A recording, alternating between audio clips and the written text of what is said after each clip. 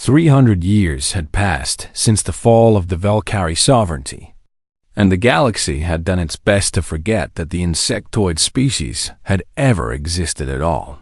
The great hive cities that had once stretched across 12 worlds now lay in ruins.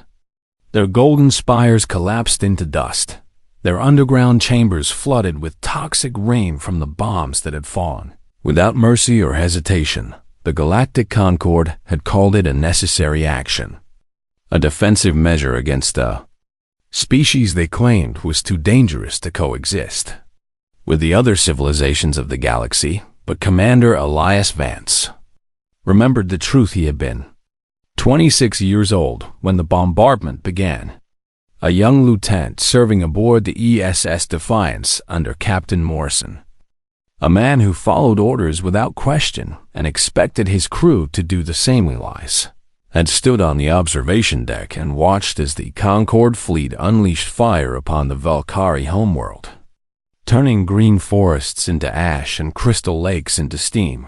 He had watched as millions died in the span of hours, their cities burning like candles in a wind that would not stop blowing, and he had made a choice that would define the rest of his very long life, while the rest of the crew celebrated their victory with drinks and songs. Elias slipped away to the shuttle bay and took a small transport vessel down to the surface of the dying world. The heat was unbearable, and the air was thick with smoke and the smell of burning things that he did not want to identify. He navigated through the wreckage of what had once been the capital city, stepping over bodies that crunched beneath his boots, trying not to look too closely at what remained of the Valkyrie people. He did not know what he was looking for until he found it. She was in the deepest chamber of the royal hive, surrounded by the bodies of her guards who had died trying to protect her Queen Sithara, last of her line, the final living monarch of a civilization that had existed for 10,000 years before humanity had even learned to make fire. Her wings were shattered, torn apart by shrapnel from a bomb that had penetrated even this deep into the earth. Her thorax was cracked, and luminescent blue blood leaked from wounds that would have killed any human 10 times over. But she was alive, and she was not alone. Clutched in her forearms were chrysalis pods, each one containing an unborn daughter, a future that the Concorde had tried to erase from existence. She looked up at Elias with compound eyes that reflected his face 1,000 times, and he saw something in those eyes that he had not expected to see. He saw fear, yes, and pain beyond measure. But he also saw hope. "Why are you here, human?" she asked, her voice a series of clicks and whistles that his translator struggled to interpret. Elias knelt beside her, his knees sinking into the ash that covered the floor, and he looked at the chrysalis pods she held so carefully. "I do not know," he admitted. And it was the truth. He had not planned this, had not thought about what he would do if he found survivors, had not considered the consequences of defying everything he had been taught. "I saw what was happening, and I could not stand by and watch," he said. The Queen studied him for a long moment, her antennae twitching as she processed his words, and perhaps his scent, and perhaps things about him that humans could not even perceive. "Your people have destroyed everything I have ever known," she said, and there was no accusation in her voice, only a statement of fact that hung in the smoky air between them. "They have killed my sisters and my daughters and my mothers who came before me, and they have burned my world until nothing remains but ash and memory." She paused, and Elias could hear the rattling in her breathing that told him she did not have much time left. "And yet you come here, alone, risking your own destruction to find me," she continued. "I do not understand your kind, human, and I do not think I ever will."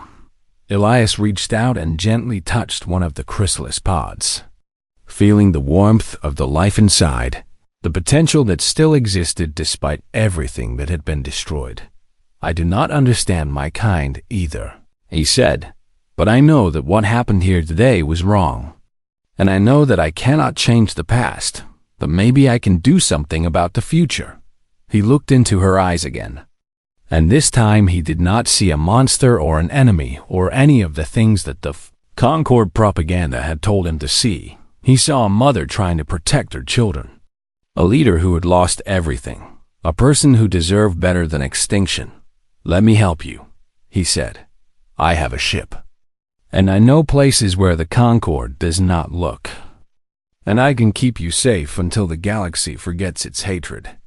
The Queen laughed, and it was a sound like breaking glass, sharp and painful and somehow beautiful.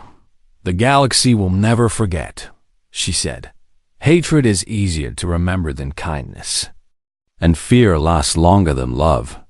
And I will make them forget," Elias said. And he meant it with every fiber of his being.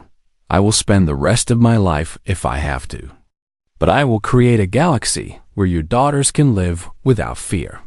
Sithara stared at him, and something changed in her eyes. Something that Elias would not fully understand until many years later.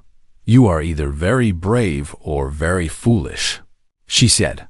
"Probably both," Elias admitted. He helped her to her feet, taking care not to jostle the chrysalis pods. And together they made their way through the burning ruins of her world toward his waiting shuttle. The journey took hours, and several times Elias had to carry her when her strength gave out. But he did not complain, and he did not stop when they finally reached the shuttle and lifted off from the surface. Sithara looked back at her dying world through the viewport. "I will never see my home again," she said. "No," Elias agreed, because he would not lie to her, not now and not ever. "But your daughters will have a home. I promise you that." She turned to look at him, this strange human who had appeared from nowhere to save her when all hope had been lost. "Why?" she asked again. And this time, the question carried the weight of everything she had. Lost Elias thought about it for a long time before he answered. "Because someone had to," he finally said. "And because I looked at you in that chamber, surrounded by death and destruction, and I saw someone worth saving." He paused, adjusting the shuttle's course toward the outer reaches of the system, where the Concord patrols would not find them. Not a queen, not an enemy, just someone who deserved a chance to live. Sithara was silent for a long moment, and when she spoke again, her voice was softer than before. "I do not know how to repay a debt like this," she said. "You do not have to repay anything," Elias said. "Just survive.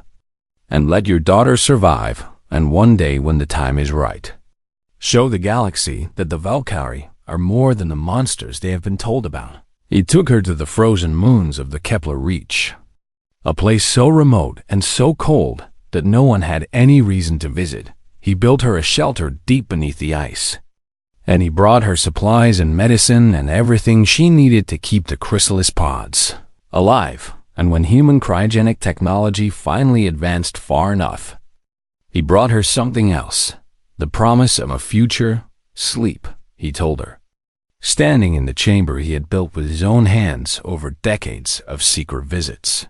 "When you wake, the galaxy will have forgotten its hatred, and there will be a place for your people again." She looked at him with those compound eyes that had seen so much death and destruction. And she trusted him. It was the greatest gift anyone had ever given Elias Vance.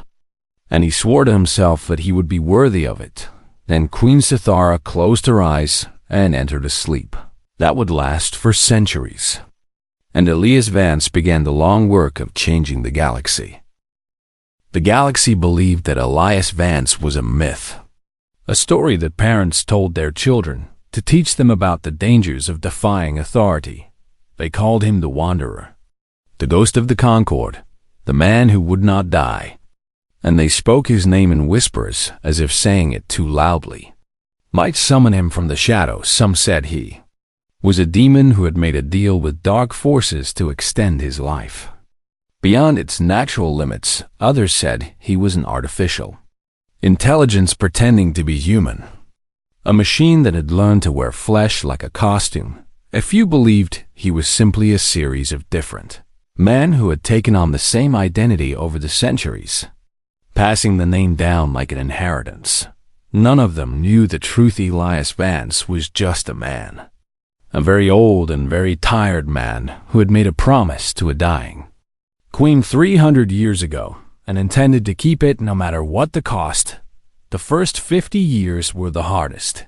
Had to disappear from his old life completely, abandoning his career in the military and cutting ties with everyone he had ever known. He changed his name a dozen times, altered his appearance with surgery and implants, and learned to move through the galaxy like a ghost that left no footprints. He also began the slow and careful work of changing minds. The Valkyrie exclusion laws were a massive wall of legislation that made it illegal for any Valkyrie to exist within Concord space. And tearing down that wall would take more than one lifetime.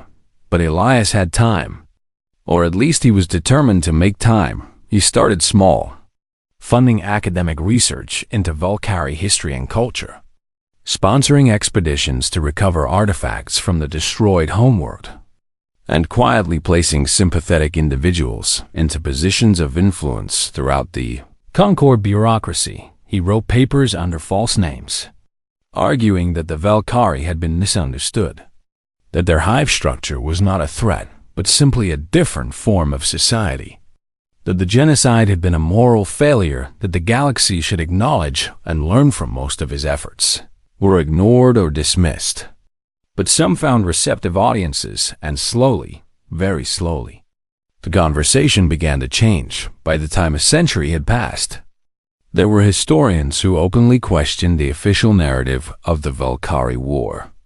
And there were politicians who spoke about reconciliation. Without being laughed out of their chambers, Elias watched these developments with satisfaction. But he knew that words alone would not be enough. There were powerful people who benefited from keeping the Valkyrie extinct. Corporations that had seized their technology and their resources. Governments that had built their legitimacy on the victory over the insectoid menace. These people would not give up their power without a fight. And so Elias learned to fight in ways that did not require armies or weapons. He became a master of information, collecting secrets and using them to manipulate those who stood in his way. He bribed officials and blackmailed senators, and occasionally, when no other option remained, he arranged for certain individuals to have unfortunate accidents.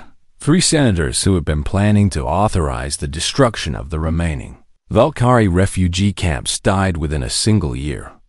1 from a heart attack, 1 from a shuttle malfunction, and 1 from a fall down a flight of stairs that witnesses insisted had been empty at the time. Elias did not enjoy this work, but he did not regret it either. He had seen what happened when good people stood by and did nothing. And he had sworn that he would never be one of those people again. The decades continued to pass, and Elias continued to age. Human life extension technology had advanced considerably since his youth, and he took advantage of every treatment and therapy that became available, pushing his body far beyond its natural limits. By the time 2 centuries had passed, he was more machine than flesh, his organs replaced with synthetic substitutes, his bones reinforced with metal alloys, his brain supplemented with neural implants that helped compensate for the deterioration that no technology could fully prevent. His doctors told him that he was living on borrowed time, that his body was breaking down faster than they could repair it, that he should consider entering cryogenic sleep himself and letting someone else continue his work. But Elias refused. He had made a promise, and he would see it through to the end, even if the end killed him. And there was so much work still to be done. The Valkyrie Reconciliation Act had been introduced in the Concord legislature a dozen times over the past century, and each time it had failed, defeated by a coalition of fear and greed and simple inertia. But each time it came a little closer to passing.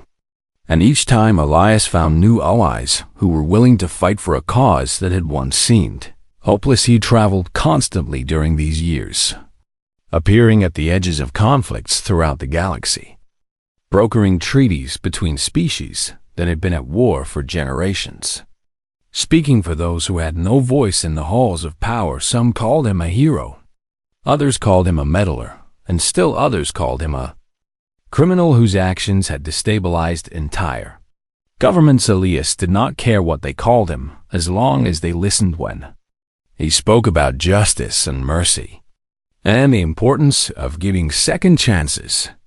People paid attention, and sometimes that attention translated into votes. By the time 300 years had passed since the fall of the Valkyrie sovereignty, the Reconciliation Act was finally ready for its last and most important vote. Elias stood in the gallery of the Concord Chamber, watching as representatives from 300 species debated the fate of a people who, most of them, had never met. His body ached in ways that medication could no longer fully address, and his vision was blurring at the edges despite the implants that were supposed to compensate for his failing eyes. He knew that he did not have much time left.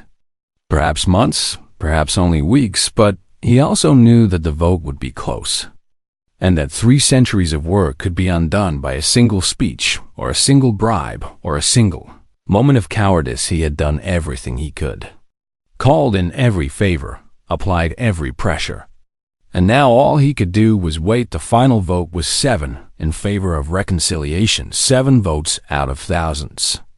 The narrowest possible margin, but it was enough for the first time in 300 years. It was legal for a Valkyrie queen to exist within Concord space. Elias left the chamber before the celebrations began, his legs barely able to carry him, his heart beating in an irregular rhythm that his medical implants struggled to correct.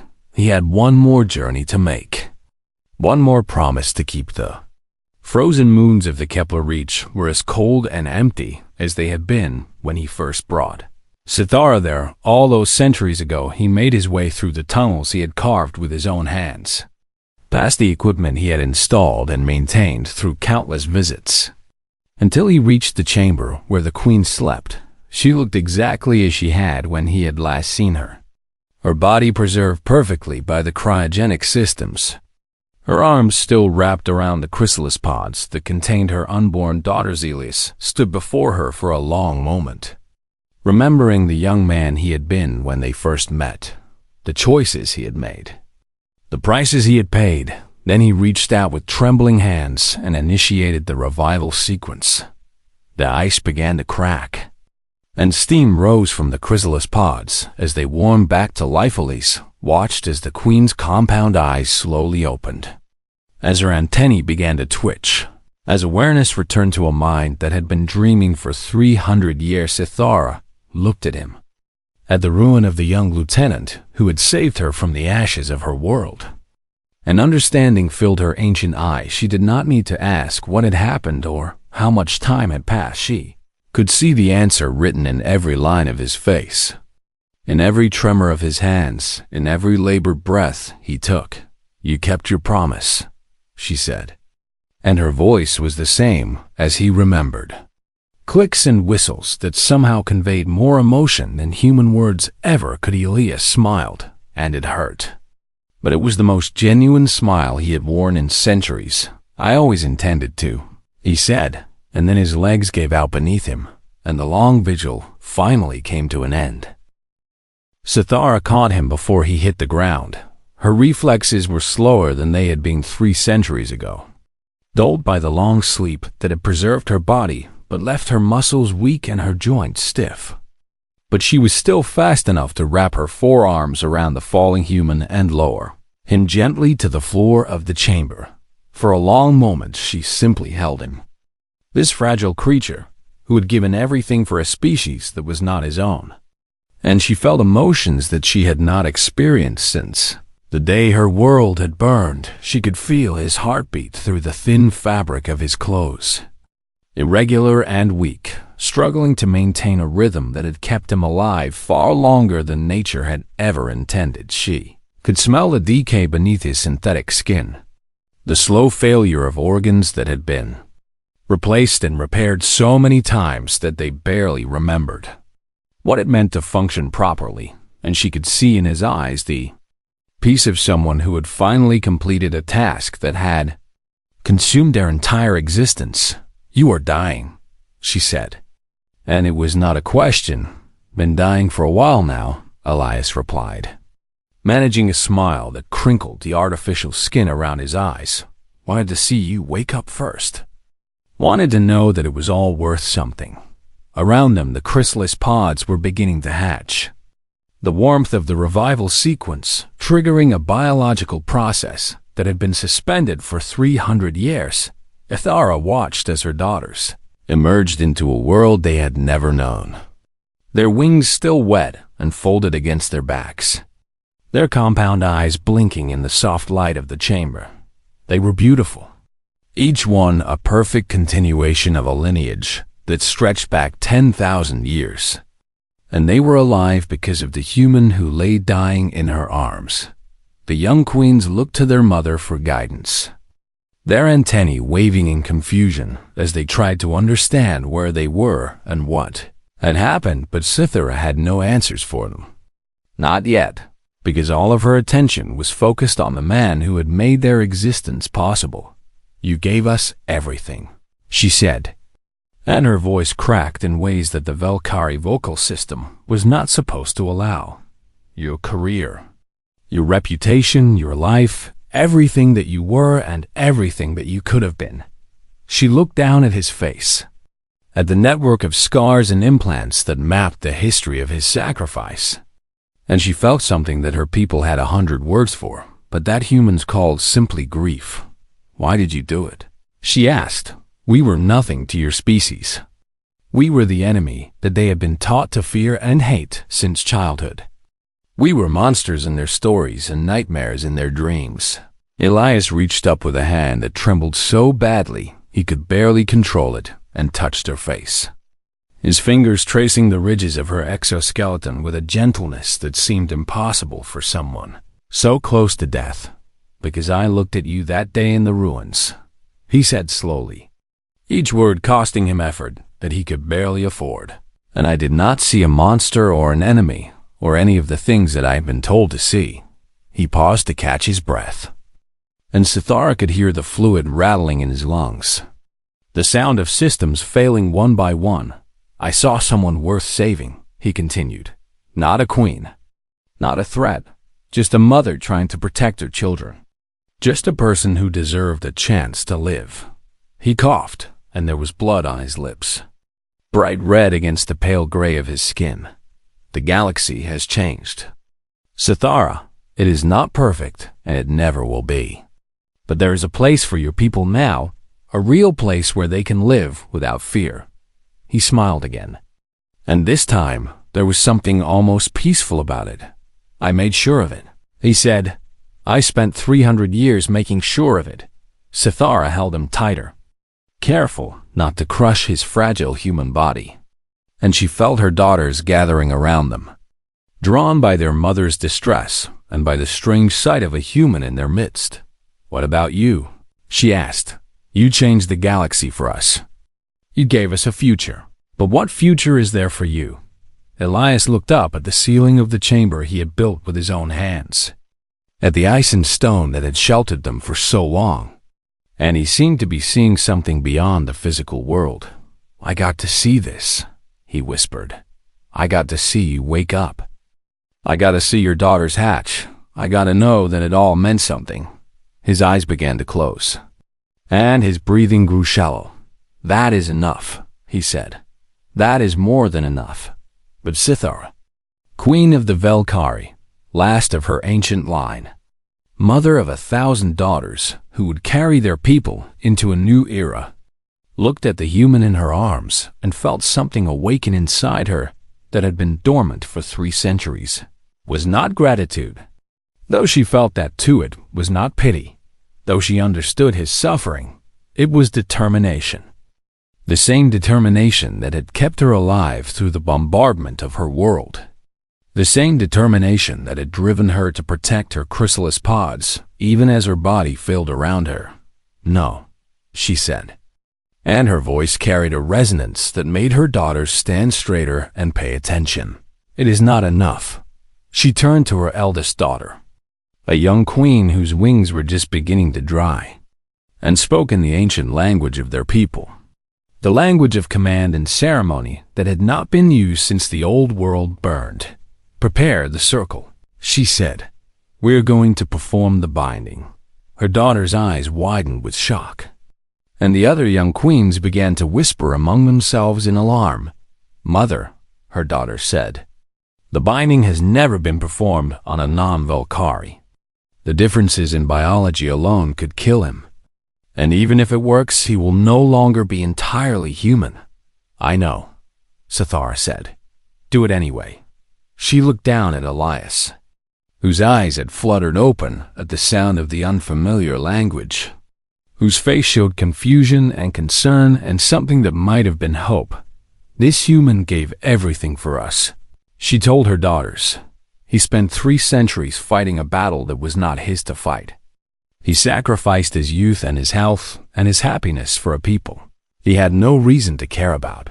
She met the eyes of each of her daughters in turn, making sure they understood the weight of what she was saying.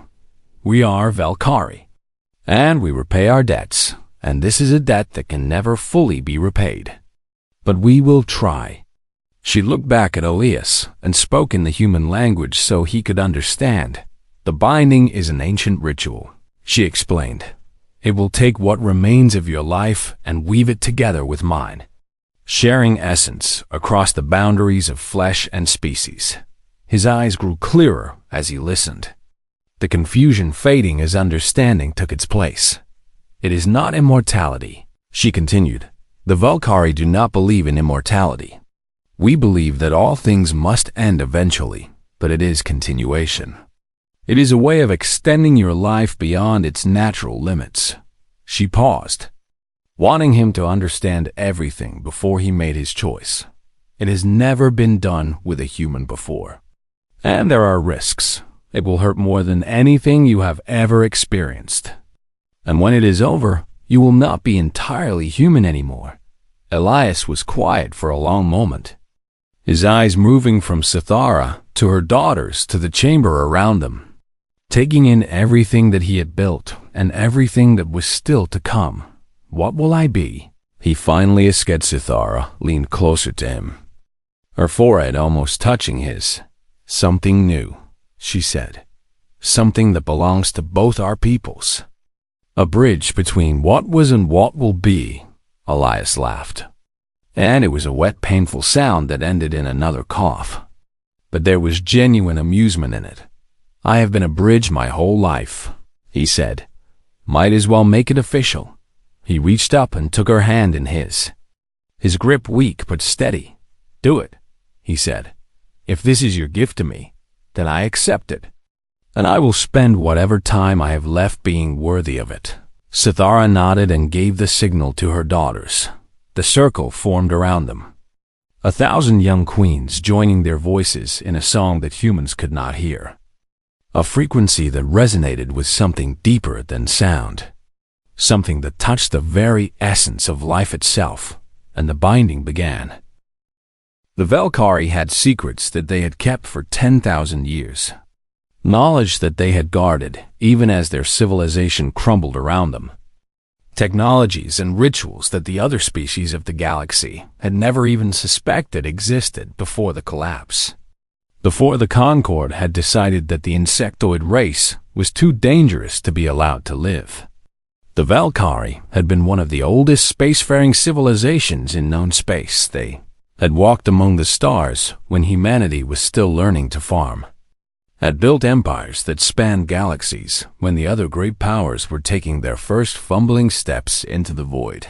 And they had learned things during those long millennia, truths about the nature of life and consciousness and the bonds that could exist between living beings.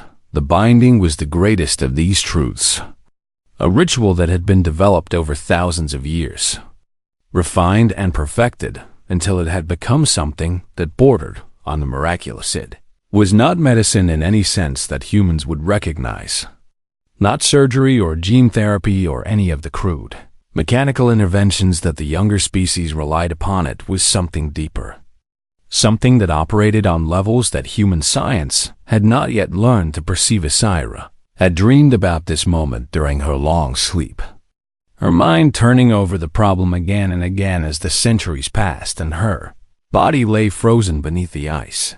The binding had only ever been performed between Valkyrie, between individuals who shared the same basic biology and the same fundamental patterns of consciousness. Attempting it with a human should have been impossible. The difference is too great, the risks too high. But Cythera had 300 years to plan.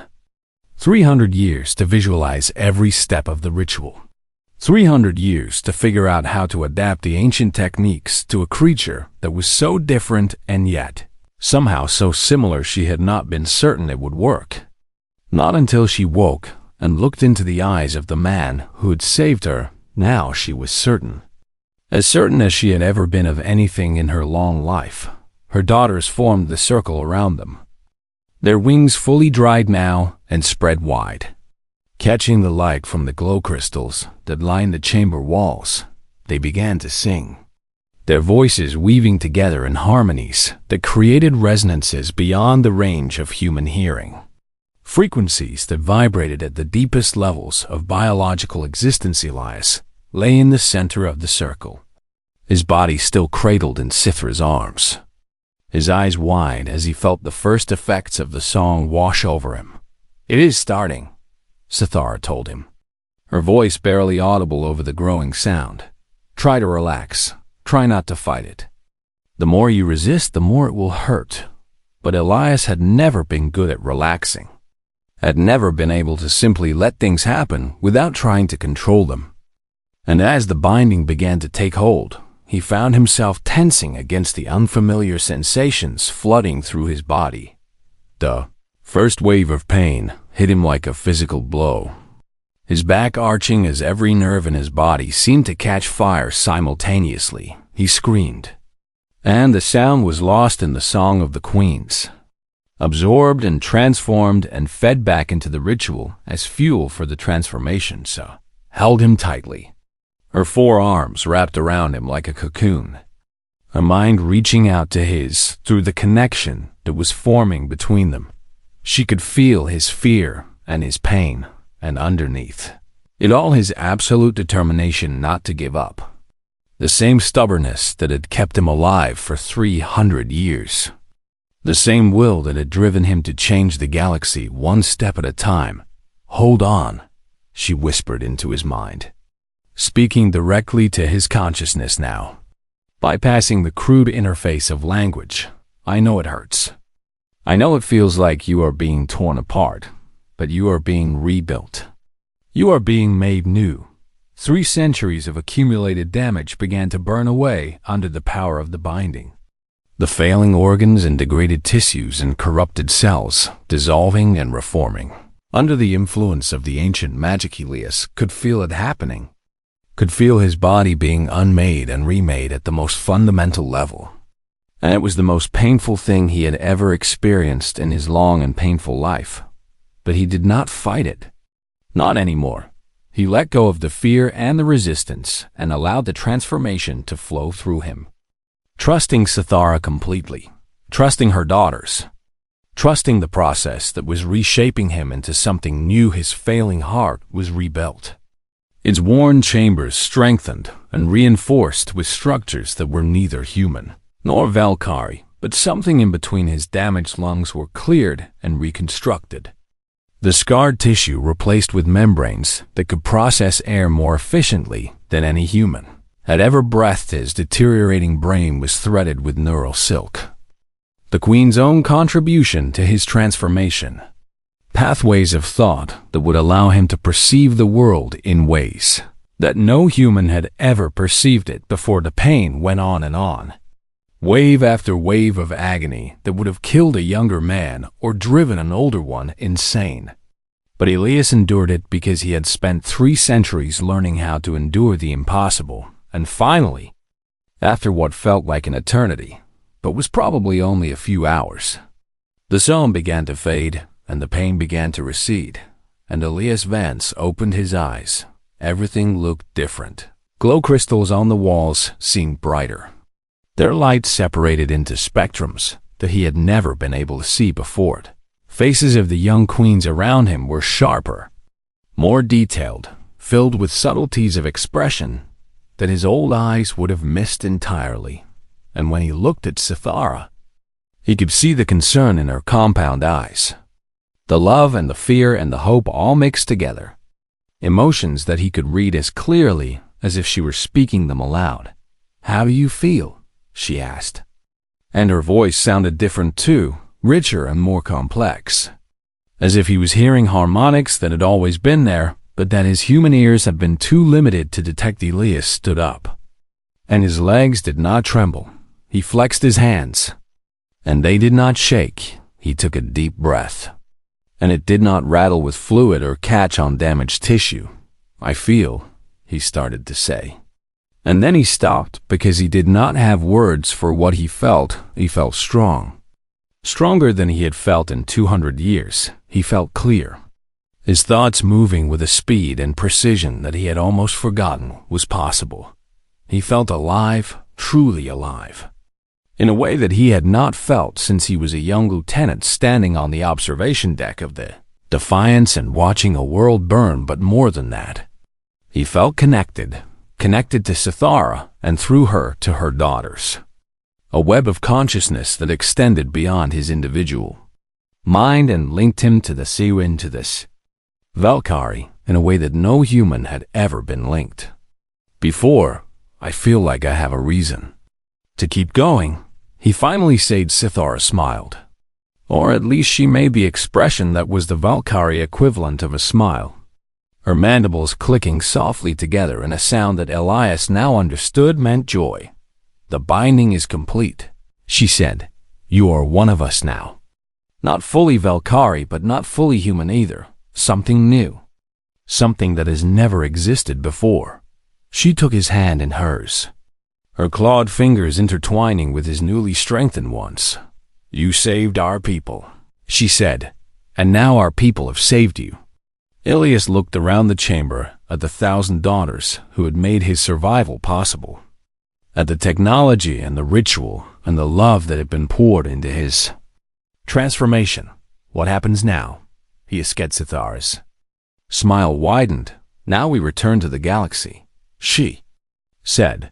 "Now we show them what the Valkyrie can be, what we have always been capable of when we are not being hunted and destroyed." She gestured to her daughters, and they began to move, gathering supplies and preparing for the journey that lay ahead.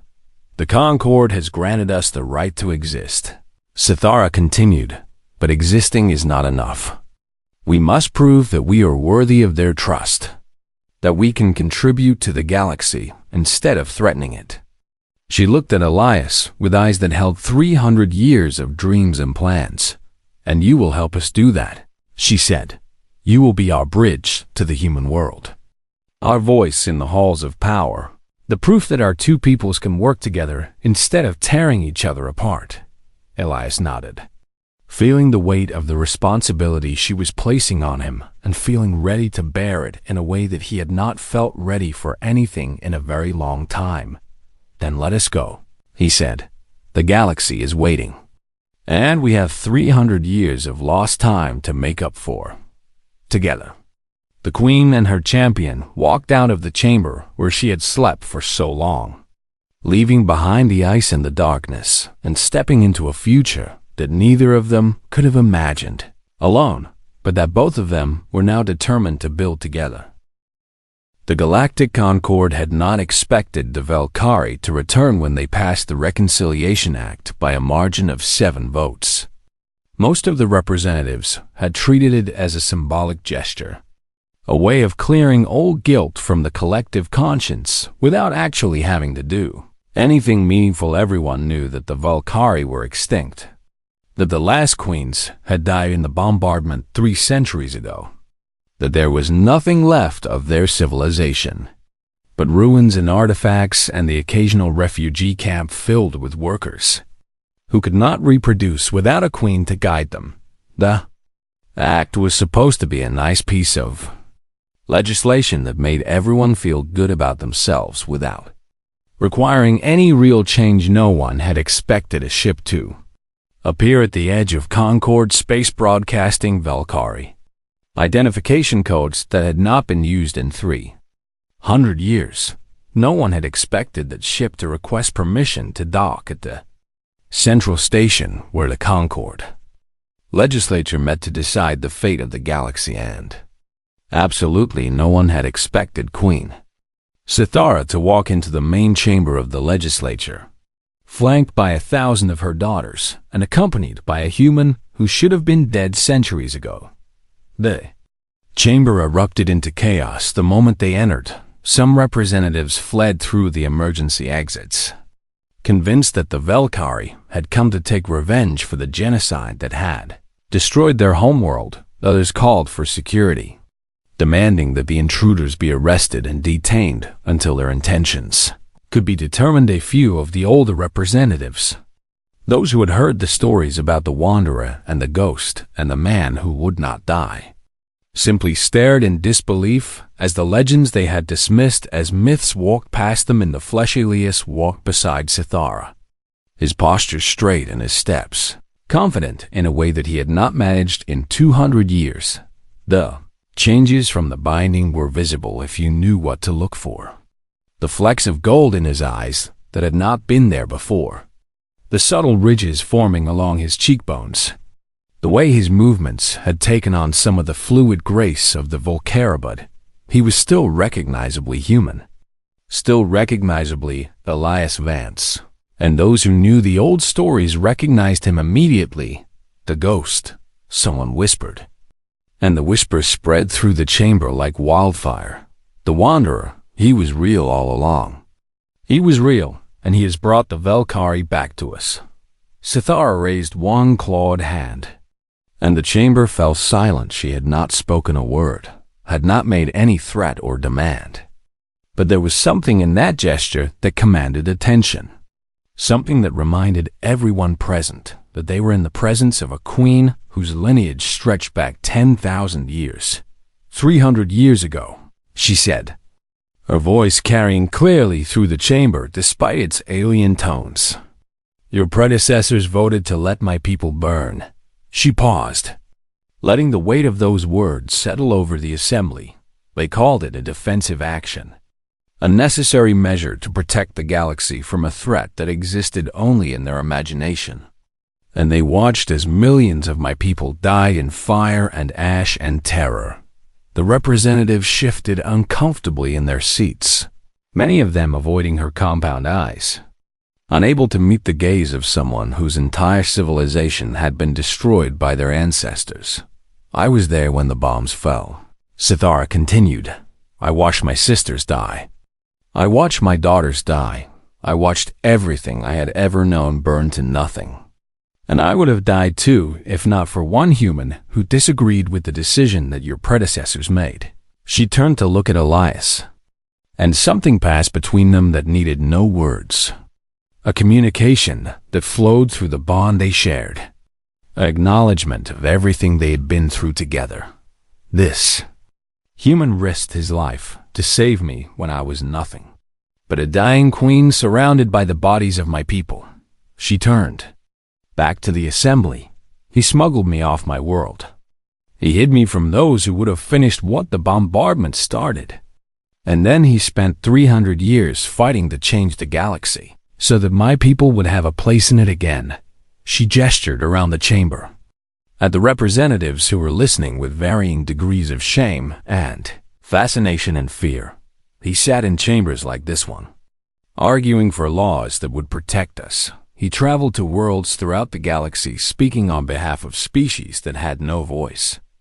He dedicated his entire existence to a promise he made to a stranger he had no reason to help. Her voice rose, filling the chamber with a resonance that seemed to vibrate in the bones of everyone present.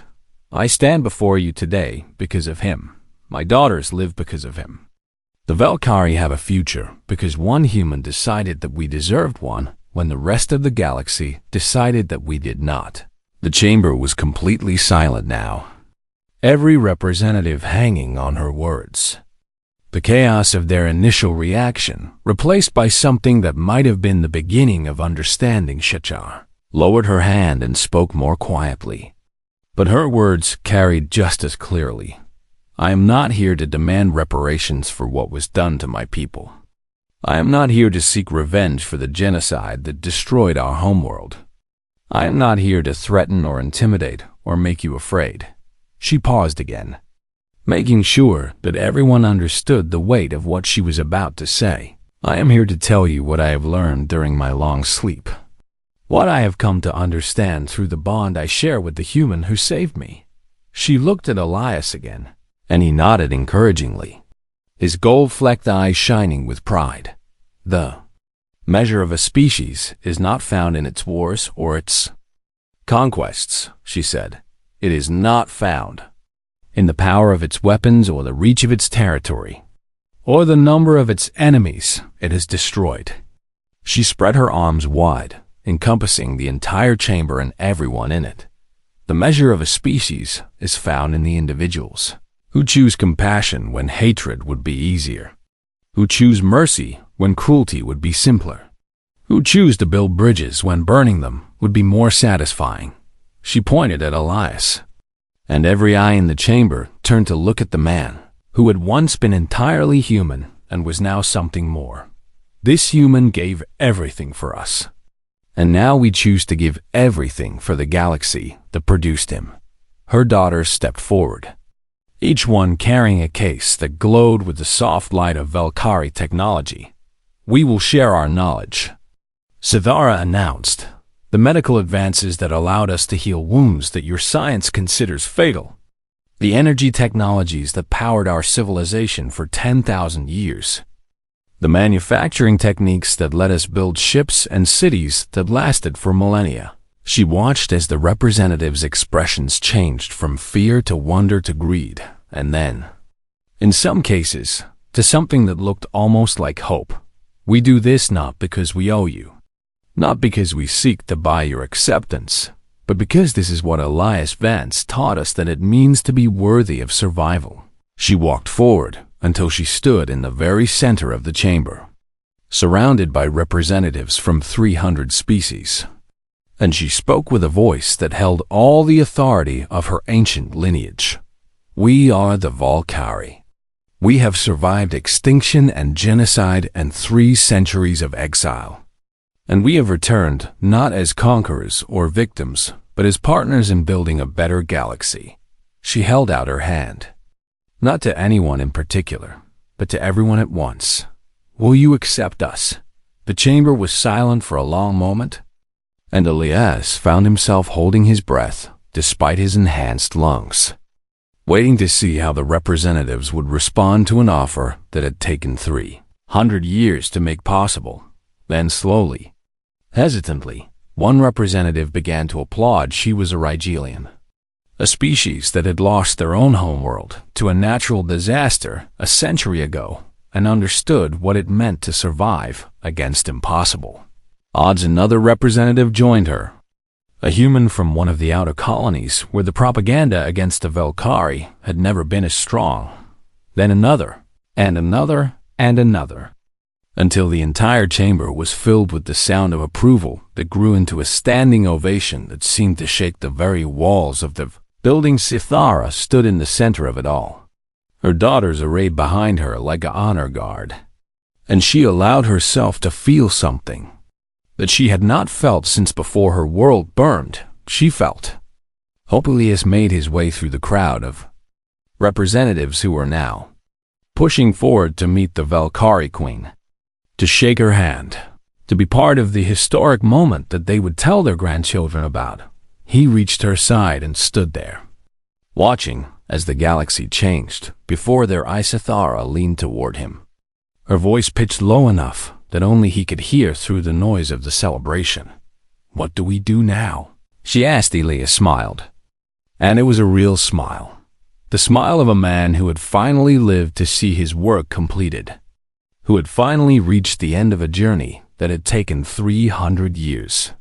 "Now we build something better," he said, and they did. In the years that followed, the Valkyrie integrated into galactic society in ways that no one had thought possible, sharing their technologies and their wisdom and their unique perspective on what it meant to survive against impossible odds. Elias Vance became their ambassador, their voice in the halls of power, the living proof that their two peoples could work together instead of destroying each other.